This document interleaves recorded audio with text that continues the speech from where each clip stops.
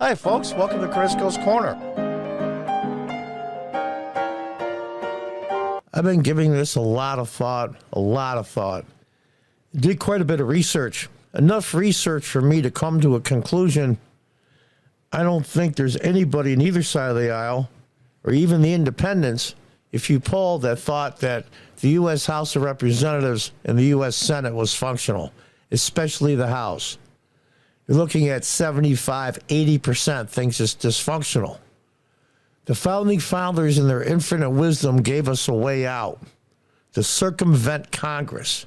Now, you have to remember, the founders were big on states' rights and states' authority. If they're alive today and saw the authority of their federal government, they would be physically ill. But the way out that's never been done before and is in the Constitution is what they call the Convention of States. Now, before we talk about the Convention of States, let's see what Article 5 says concerning the Convention of States. This is Article 5 of the U.S. Constitution. The Congress, whenever 2/3 of both houses shall deem it necessary, shall propose amendments to this Constitution or on the application of the legislatures of 2/3 of several states, shall call a convention for proposed amendments. Now, what that means is the first way to do it, if you put forth an amendment and 2/3 of both the House and the Senate pass it, it goes to the states for ratification. The other way to do it is application of state legislatures of 2/3 of several states, which comes out 28. It's 28 because you have to round up. When ratified by the legislatures of 3/4 of several states, or by conventions of 3/4 thereof, or by conventions in 3/4 thereof, which is really the same, because in the Constitutional Convention, each state is represented, just like they're represented in the Senate and the House. This was the founders' way of circumventing the House of Representatives and the Senate when they become dysfunctional. The founding fathers are so incredibly brilliant. I'm surprised this hasn't been done before. There's been a lot of amendments to the Constitution, so obviously they've all passed 2/3 in both houses, and they were ratified by 3/4 of the states to become an amendment, i.e. the 13th Amendment, the famous one, that the abolition of slavery in the U.S. for all time. And there's been many others as well. Some good, some not so good. In fact, the amendment for prohibition is the only amendment ever to be repealed. The fact of the matter is this: we're going to need those states. We are going to need the Constitutional Convention to meet to circumvent the House of Representatives. What that does is it becomes the House of Representatives, and amendments are proposed by the sitting members in the convention. Now, say, for example, many states, if they have a convention, which would be difficult to put together but not impossible, because currently, as of just a few days ago, Louisiana passed a law for constitutional carry under the Second Amendment. That's 28 states now that have constitutional carry.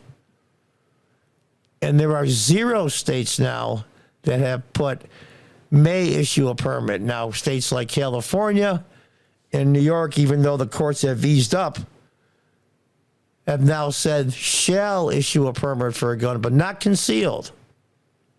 Not concealed carry out in public. 28 states. We only need 5 or 6 more states, and it's been creeping along unnoticed for several decades now. If you look back at the late 70s, early 80s, and march up to today, 40 years is not a long time to get 28 states to have constitutional carry, concealed carry granted under the Constitution. The amendments that can put forth, term limits on Congress, which I don't agree with, but that's one of them.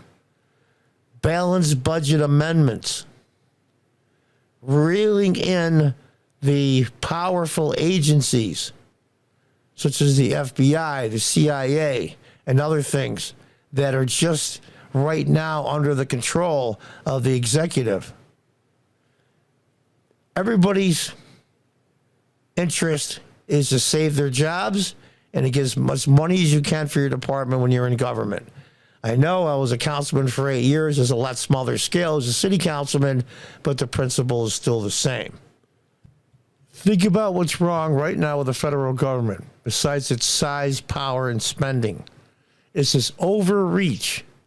And this convention of states can clarify a lot of things so the progressive leftists and Democrats can't fill in the blanks where they think blanks are, i.e. the First and Second Amendment especially. And this nonsense and absolute total bullshit about the 14th Amendment under insurrection. That was written for the key former Confederates after the Civil War so they wouldn't achieve power in Congress and other federal offices and state offices. Well, the fact of the matter is they still could get in if 2/3 of the U.S. Congress said okay. So there was a caveat even for that. That being said, it would clarify the 14th Amendment. These articles that come to the Supreme Court, i.e. keeping President Trump off the ballot, that was thrown down 9-0, mind you. So who is the one sole justice that the progressive left picks on? Clarence Thomas, the black justice. Even though there was 9-0, the three ultra-left Supreme Court justices sided with the majority. This tells you what these people are really like, but I digress. We can clarify things in the First Amendment, the Second Amendment, the 14th Amendment, things that we've been talking about and people have made good livings off of, constitutional scholars, just professors in universities all over the country, and their expertise is the Constitution. I suggest reading the Federalist Papers. I've read it a couple of times. I haven't read it in a while. Maybe I'll reread it. Look at some of the diaries and some of the writings of John Adams and Jefferson and Madison and all of them that took part in writing of the Constitution. It was one of the, as far as government goes and self-governing goes, one of the biggest miracles in world history. Not the Declaration of Independence, which was big enough, but the Constitution is probably one of the most well-written and thought-out blueprints for government and government overreach in the history of the world. Yes, there are some holes in it. There's no amendment for the number of justices on the Supreme Court. They never had it at 9. I believe it might have been 7 or different at the beginning, but now they settled on 9. Make that an amendment for all time. For all time. None of this packing the court like Venezuela and some of the other courts do. And the list is endless. The things that we need to fix. But more importantly is reinforce the God-given rights we already have from the Constitution that's spelled out what those rights are, God-given, but make it even idiot-proof so the far-left progressives can't screw with it. That it's written in such plain English that even somebody that can't read can understand it if read to them. That's what I'm talking about. Leave zero wiggle room. And they have. In fact, Roe v. Wade, if I'm not mistaken, I forget what amendment they used, something about personal property or privacy or whatever, and it was a bullshit reason, but it passed. Even Ruth Bader Ginsburg, rest in peace, even said we need to codify Roe v. Wade into law because the ruling by the Supreme Court is not valid. We need to correct it and make it the law, and of course she passed down, they never did. And then, of course, Roe v. Wade was struck down. And by the way, it did not ban abortion. It left it up to the individual states, which I'm sure the founders would still applaud, not the abortion, but the states' rights of it. We need to do this. Is it such a long shot? It's not 1,000 to 1. I'm thinking maybe it's 20 to 1, 15 to 1. We have 28 states now with concealed carry permits. The worm is slowly turning, as the saying goes. And this thing about the concealed carry permits for 28 states, that's been creeping up, and you don't hear about it much in the news, because the mainstream media would never, ever advertise that. If things go, I think, the way they're going to go, and I pray they do, that the progressive Democrats keep in the minority in the House, and they lose the majority in the Senate.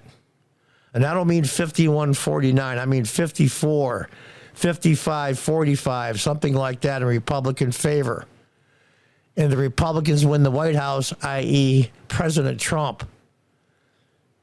And get some of these guys again. President Trump has a great bully pulpit. The President of the United States is very much a pulpit to talk to everybody in the United States whenever he or she wants. And for the President of the United States to push the Convention of States, I think is proper, and I think it's appropriate. And they say, well, John, it's not the House of Representatives. The way it works is this, and I'll explain it slowly. And I don't mean that to be condescending. When they have a Convention of States of 2/3 of the states and proposes amendments, and in that convention they are passed, then they are sent to the states for ratification, thereby circumventing the U.S. House of Representatives and the U.S. Senate. Leave it up to the individual people. Now, some states might have a vote on ratification. Some might have their state legislatures vote. My understanding is normally it's a state legislature that votes yes or no. And if 3/4 say yes, the amendment passes and is put in the Constitution. If less than 3/4 say yes, it does not pass. The rules are exactly the same, except you bypass Congress. And who in their right mind, watching Congress for the last 20 years and much longer, I might add, what a dysfunctional body it truly is, not totally worthless, but pretty close, who would not want to circumvent them? Even the people in California and New York and some of the deep blue states think Congress is dysfunctional. Of course, they think it was a different reason. Right now, the faith in the U.S. Congress is dismal at best. This is a way around that. In 200 plus years, almost 250 years that we've been a republic, this has never been tried. It's spelled out so easily in the Constitution. I'm frankly surprised. Do some research, punch in Convention of States. There's conventionofstates.org. There's organizations. Maybe you can join them, talk to them. Maybe they can give you some information, maybe some things to pass around to your friends and family. Go on radio talk shows, go to city council meetings. I used to be a councilman, and so that's a public forum. Go to your county, call your state legislatures, your assembly members and Senate in New York State. They have other things in other states. Get the word out. Get the buzz going. We need just a few more states. We just need about 6 more states, is my understanding. Let's do this. It's our only hope. I shouldn't say our only hope, our best hope. This is the way to circumvent a dysfunctional government. I'll just leave you with this. As time goes on, almost 250 years since the ratification of the Constitution, the founding fathers that set this up and wrote it are some of the most brilliant individuals in the history of human civilization. And the odds of having those exact men, exactly at that time in history, in exactly the place they were in, if someone doesn't think that's not divine intervention, I don't know what else can convince you. Until next time, God bless, goodbye, and good luck.